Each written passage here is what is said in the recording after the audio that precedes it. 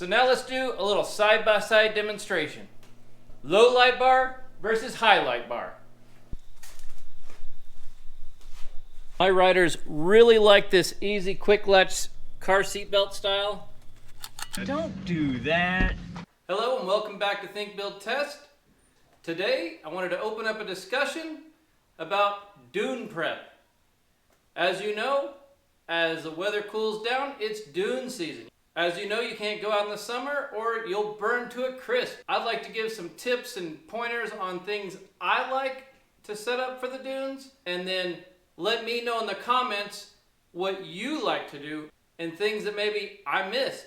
So I have a new addition to my routine when it comes to swapping out my rock tires for my paddle tires, and it all begins with this.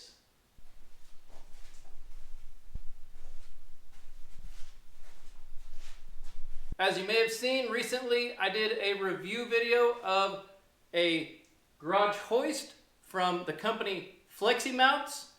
This is the GL1 lift, and as you can see, it's well above my head. I'm 6'5", so this will get your tires well above your pickup truck and still give you room to function in your shop. Now the advantage to this is to be able to keep your tires as close to your vehicle where you change them out, so you don't have to haul them in and out to some storage place and have them in your way for you to have to move them out of your way and trip over them. So currently I've been storing all my tires on a pallet at the back of my shop. And if you've got 4 tires or more and you got to haul them back and forth, it's a lot of trips and it gets exhausting. So let me just show you how easy it is to get these down, and we'll swap these tires. So the nice thing about this is you can use your drill to lower it. Now the tires are at a nice manageable height, and just get them all ready to go. Now you can just get your lift out of the way while you do your work. Now if you have an interest in this lift, then I will leave a link in the description below, as well as any promotional items that they have. So go down and check that out before it's too late. I'll try to update that data regularly. Now this brings me to my next tip. If there's one thing we love about our side-by-side is it's long travel. But that is a problem when you need to jack it up. We've all played the game of stacking a ton of blocks to be able to get the height and maybe having to go up and down and restack again. So this is one thing I wish I would have got a long time ago. This is a low profile and long reach jack. The significant thing about that is because of the long reach, it'll give you 24 inches of lift. So you only got to go up once. I still like to put a block to protect my frame. Now I just picked this one up at Northern Tool. I'm not sponsored by it. You can get any of them. Just look for those words, low profile and long reach, to get the maximum travel. This one just happens to have a quick pump also, so a few steps.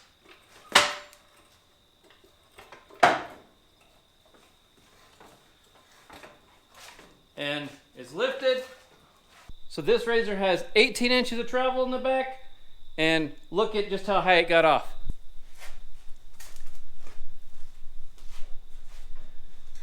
Now it'd be super easy to just add a thicker board in there and be able to get those 25-inch travel machines, no problem. Another thing I like to make sure that I take with me is a travel kit with tools I need to pull axles out, replace them, and to replace clutches.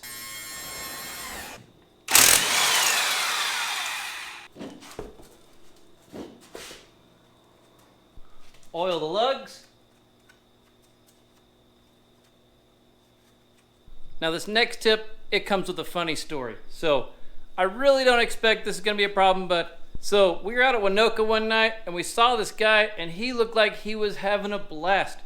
He was sliding back and forth and just doing donuts and whip outs, and so we come up behind this guy and we notice something doesn't quite look right. So paddle tires are directional, and maybe if you've been sipping back a few too many, you could put these on backwards and you will have an ice skating rink ride. That's just kind of a silly tip. It was a funny story, but we're going to put these on right in the scooping pattern for maximum traction. So when you're putting your lugs on, start with the bottom bolt, and that'll make sure that it's not trying to lean out on you. Now never start a nut or a bolt with an impact wrench, or you'll be hating life because you'll be cross-threading. You want to be sure and not over tighten this, because these are aluminum wheels, and because it's soft, they can get stuck on there and be a real pain to get off. Now let's talk about tire size. I have an XP 1000 NA, so I don't have a turbo. This is about 110 horsepower. To me, if you're going to go with a UTV, which is a lot heavier than a quad, I like to go with a 30-inch tire. Even over a 28-inch, this will give you a ton more float on the sand, and that will really help you get going from a standstill start. Same for the front.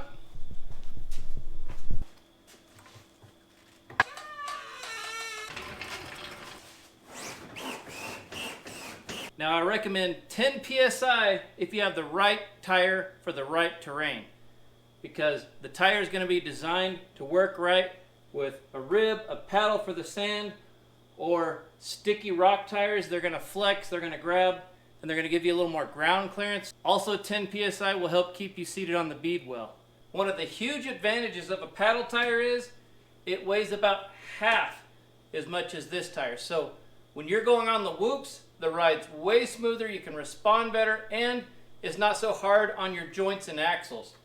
This big beast has all these lugs to help protect from puncture, and this doesn't need it as much because dunes don't have rocks and sticks. Now you can get those big heavy tires up and out of your way. Flip your safety lock. Now that ain't going nowhere. The FlexiMount GL1 has a 4-foot by 4-foot platform. It can lift 300 pounds, and your rafters need to be divisible by 48 inches. So you can do 48, 24, 16, and it should line up for you.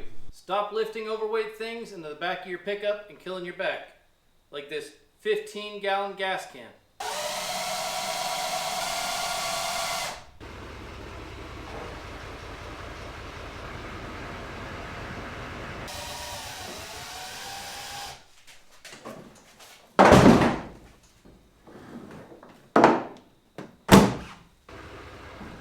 Now the next thing I want to talk about is lighting.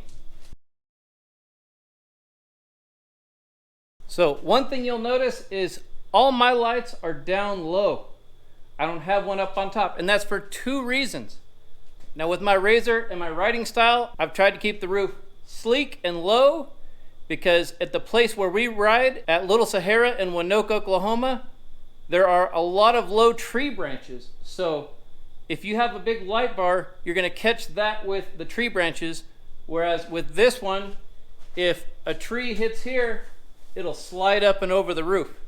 The second thing about having low lights is when you're following someone who's throwing a rooster tail, if you have a high light bar, all you can see is that sand in the air. But if your lights are low, you can see over the lights and forward with no obstruction to your view. Now we're bringing out the big gun, the fog machine. So now let's do a little side-by-side demonstration. Low light bar versus high light bar.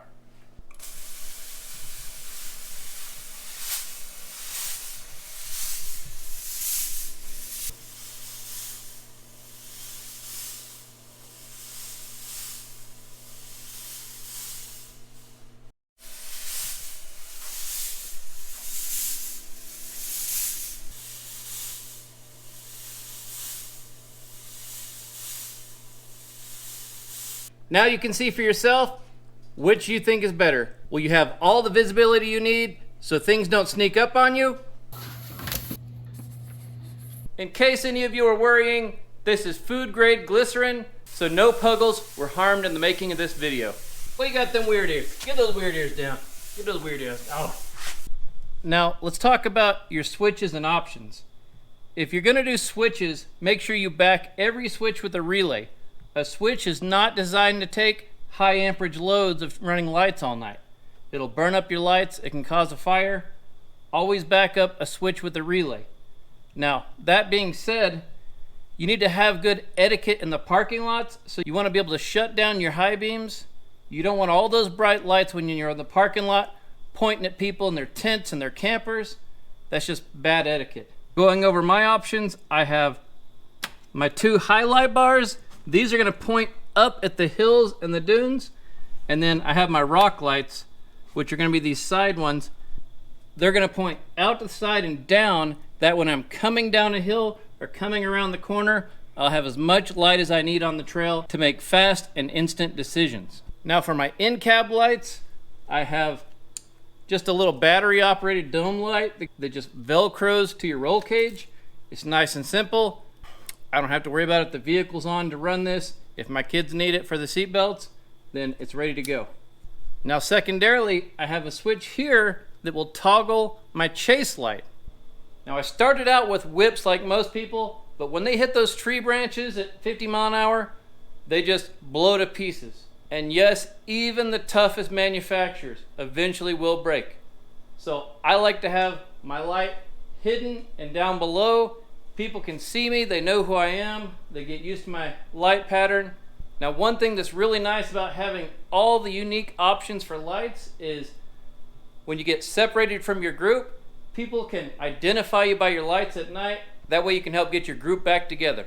The rest of my cage is also a teardrop and it comes back.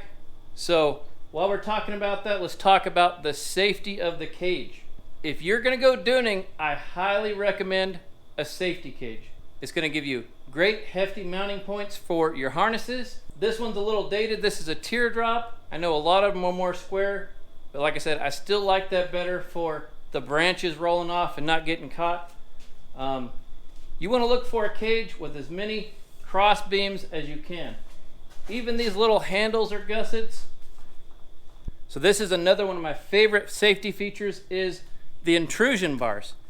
Now you may be thinking, hey, these are gonna obstruct my field of view, but once you get used to them, that's not the case at all. I mean, have you ever gotten a spot on your glasses and you had it for like 2 days and you took your glasses off and you're like, how did that get so dirty?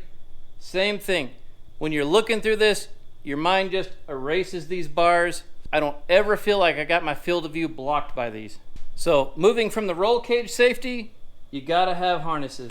And a roll cage gives you the right strength you need to hold them in. My riders really like this easy quick latch car seat belt style.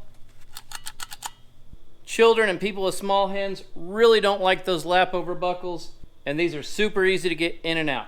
The next thing is if you have kids in here, get yourself a booster seat, and that'll help get their neck up and over these latches. That way they're not choking them and they hit them properly on the chest.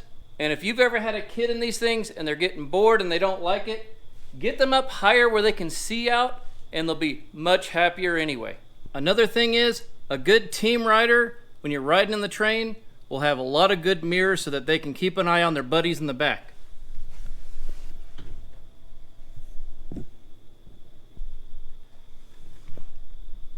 Especially in these 4-seaters, being able to back these long things up and get that back tire where it needs to be in the trailer, these mirrors are definitely a big help. A lot of people don't know this, but you can put your belt in here. Right in this little compartment is the perfect size for a belt. I'll usually keep a little better one there and maybe some extra ones. You just never know what you need to get home. Maybe a buddy needs a belt. I like to keep a tarp in the back seat just in case it starts raining. That's kind of more for mountain trips, but you never know when you're gonna get caught with cold kids. Last but not least, you're gonna want a full windshield. If you're riding behind rooster tails all day long, that heavy wet sand will wear you out. The sand dunes is one of the best places for a windshield because you don't get all the light silt that makes it hard to see. The sand will just easily flow off. I cut this Lexan on my table saw, and then I bought these $10 rubber straps.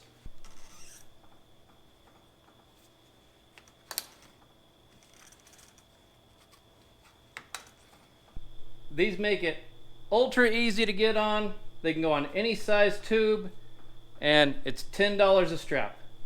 So let me know what you think about these tips. What do you do? What do you think is an essential for the dunes? Now I have to let y'all go. I gotta get this thing cleaned up because we know at the dunes, you gotta ride clean. Thanks for your support, thanks for watching, and we'll see you on the next video. Since we got the light machine out, we can't waste this opportunity for a dance party. Oh my God.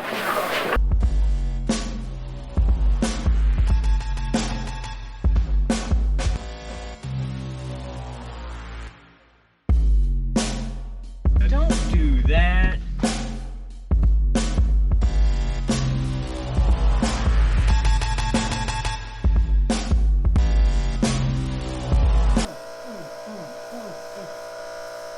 That's enough of that. I don't like any of it. I don't like none of it.